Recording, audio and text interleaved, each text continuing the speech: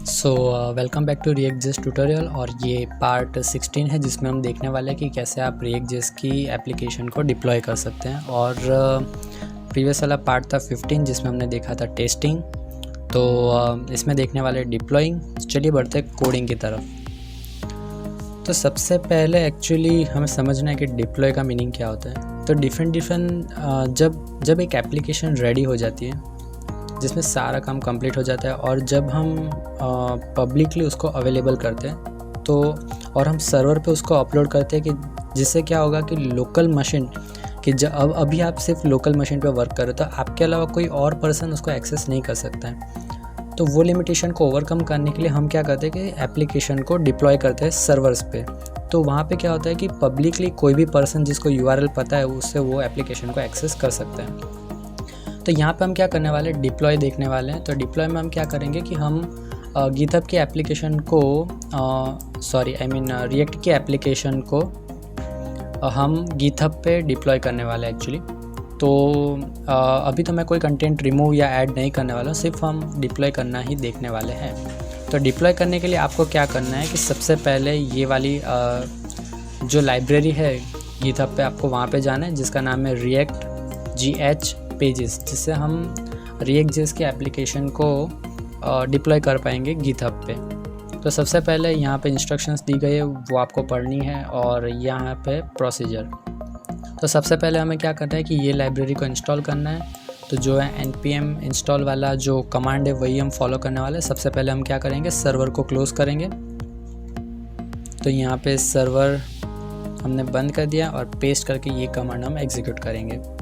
तो जैसे ही actually library install हो जाएगी तो वैसे ही आपको दिखाएंगे कि एडेड दिस मच पैकेज वाला जो मैसेज हर बार आता है वो आपको देखने मिलेगा। तो मेक श्योर कि आप सारी इंस्ट्रक्शंस को फॉलो करें और चेक करें कि आपका नोड वर्जन, रिएक्ट का वर्जन वो सब एप्रोप्रिएट है कि नहीं। तो यहाँ पे लाइब्रेरी इंस्टॉल हो चुकी है और हमें फिर से सर्वर को स्टार्ट करना है, लेकिन उससे पहले हम बाकी के स्टेप्स भी देख लेते हैं। और यहाँ पे दिया गया है कि हमें कुछ प्रॉपर्टीज़ को ऐड करना है। तो सिंपली सबसे पहले हम इंस्ट्रक्शंस को पढ़ते हैं कि यहाँ पे क्या लिखा है कि होम पेज की एक प्रॉपर्टी ऐड करना है कि जिसमें यूज़र नेम और रिपोजिटरी का नाम रिप्लेस करना है। तो उसके लिए हमें सबसे पहले गिटहब पे जाना पड़ेगा। तो यहाँ पे हम गिटहब पे जा रहे हैं और अगर आपने लॉगिन नहीं किया है तो आपको लॉगिन भी करना पड़ेगा।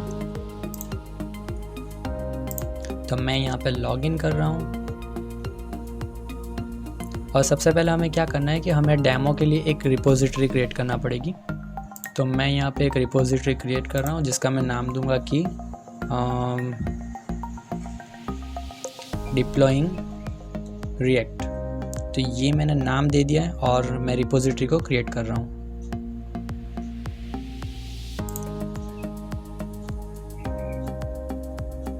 तो यहाँ पे रिपोजिटरी क्रिएट हो चुकी है जिसका नाम है डिप्लॉइंग रिएक्ट। वो हमें कॉपी करना है और यहाँ पे सबसे पहले जैसे कि बोला गया कि हमें होम पेज वाली एक प्रॉपर्टी को ऐड करना है packet.json में। तो सबसे पहले हम आ जाते हैं यहाँ पे packet.json में, ये रही।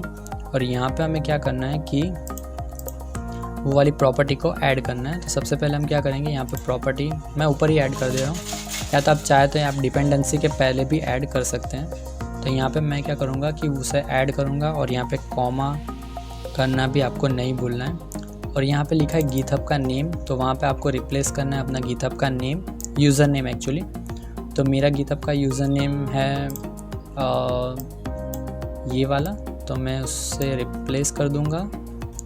और यहाँ पे आपको आपकी जो भी रिपोजिटरी है वो उसका नाम आपको लिखना है। तो मैं यहाँ पे अपनी रिपोजिटरी का नाम लिख रहा हूँ, सेव कर देना है और आगे की इंस्ट्रक्शंस को चेक करते हैं। तो ये पार्ट हमारा कंप्लीट हो चुका है जहाँ पे हमने लिखा था रिपोजिटरी का यूज़र नेम रिप्लेस किया है और रिपोजिटरी का नाम।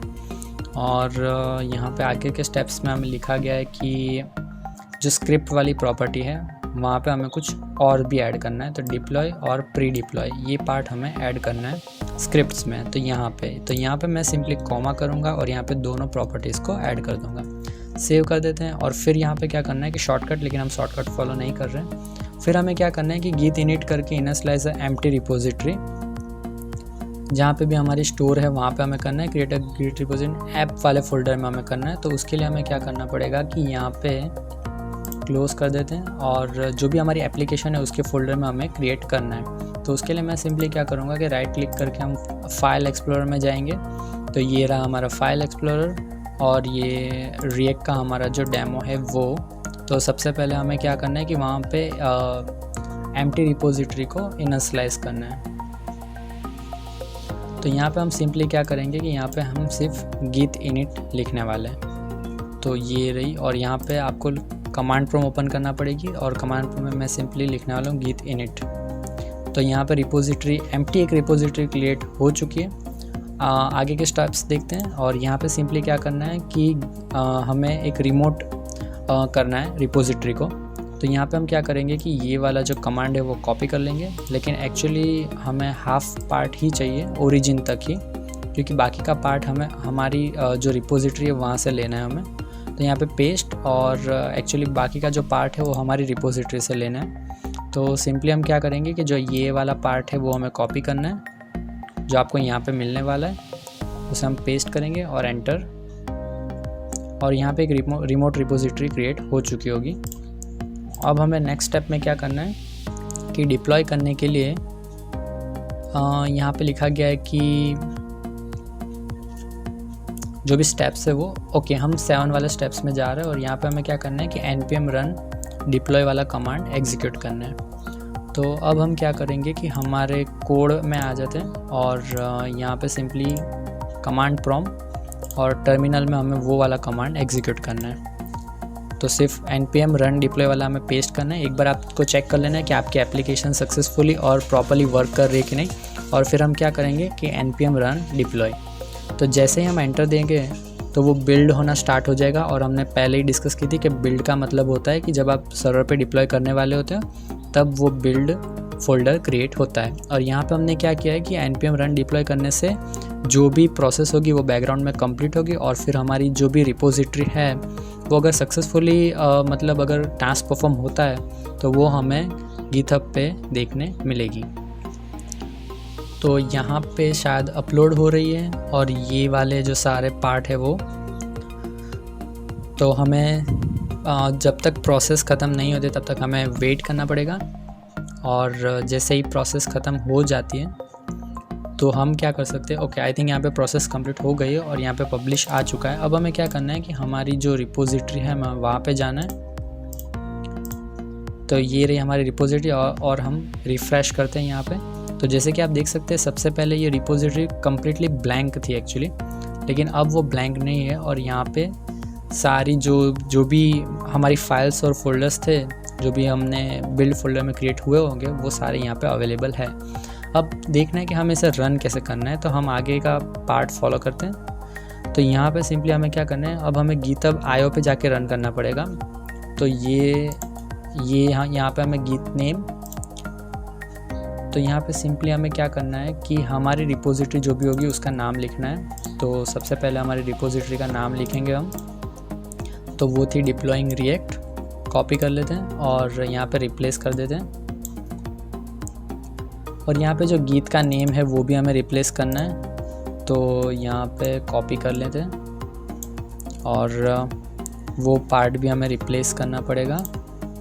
तो जैसे हम पेस्ट करके एंटर करेंगे तो वैसे ही हमारी रिएक्ट की एप्लीकेशन यहाँ पे आ जाएंगी। तो आज के ट्यूटोरियल में बस इतना ही, और ये थे स्टेप्स कि कैसे हम हमारी रिएक्ट की एप्लीकेशन को डिप्लॉय कर सकते हैं।